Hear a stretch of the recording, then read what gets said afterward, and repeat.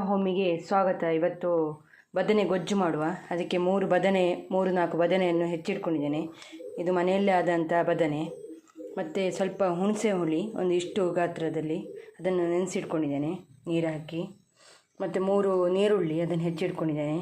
ಮತ್ತು 3 ಹಸಿಮೆಣಸು, ಸ್ವಲ್ಪ ಕರಿಬೇವು. ಈಗ ಬದನೆಯನ್ನು ಬೇಯಿಸ್ಕೊಳ್ಳುವ. ಆಗಿದೆ, ಇದರ ಸಿಪ್ಪೆ ಎಲ್ಲ ತೆಗೆದು ಹಿಡ್ಕೊಳ್ಳುವ.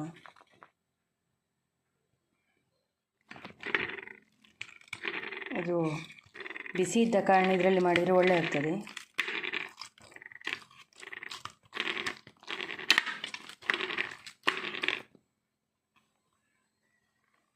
ಇನ್ನೊಂದು ಒಗ್ಗರಣೆ ಹಾಕ್ಕೊಳ್ಳುವ. ಒಗ್ಗರಣೆಗೆ ಎಣ್ಣೆ, ಸಾಸಿವೆ, ಉದ್ದಿನಬೇಳೆ, ಜೀರಿಗೆ, ಸ್ವಲ್ಪ ಕರಿಬೇವು ಮತ್ತು ಹಸಿಮೆಣಸಿನಕಾಯಿ. ಒಗ್ಗರಣೆ ಆಗ್ತಾ ಬಂದಿದೆ.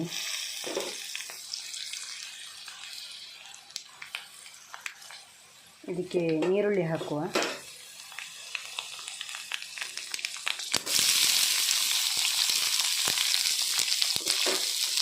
ನೀರುಳ್ಳಿ ಸ್ವಲ್ಪ ಫ್ರೈ ಆಗಬೇಕು.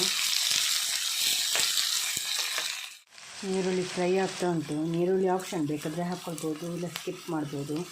ಇದಕ್ಕೆ ಸ್ವಲ್ಪ ಉಪ್ಪು ಹಾಕ್ಕೊಳ್ಳುವ, ಬೇಗ ಬೇಯ್ತದಾಗ.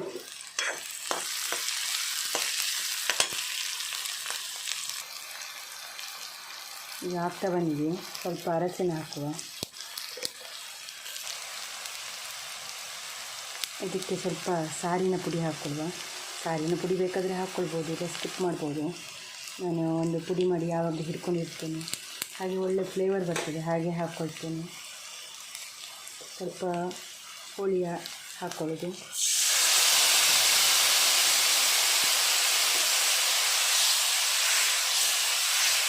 ಈಗ ಅದನ್ನೆಲ್ಲ ಮಿಶ್ರಣ ಮಾಡ್ಕೊಳ್ಳುವ.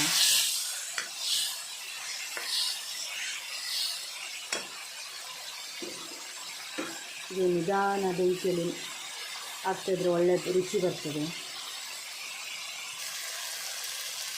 ಈಗ ಇದು ಆಗಿದೆ. ಇದಕ್ಕೆ ಬದನೆ ಹಾಕ್ಕೊಳ್ಬೇಕು.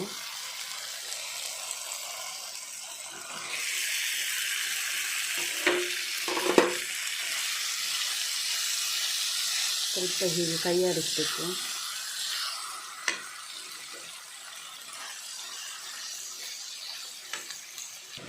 ಹೀಗೆ ಬದನೆ ಗೊಜ್ಜು ರೆಡಿಯಾಗಿದೆ. ಅದಕ್ಕೆ ಕೊತ್ತಂಬರಿ ಸೊಪ್ಪು ಸ್ವಲ್ಪ ಹಾಕಿದ್ದೇನೆ.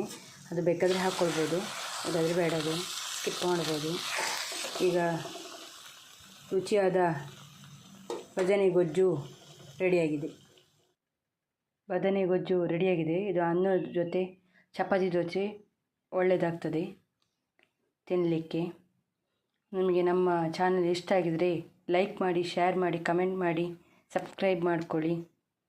ಹೀಗೆ ಮುಂದಿನ ವಿಡಿಯೋದೊಂದಿಗೆ ಬರ್ತೇನೆ. ನಮಸ್ಕಾರ.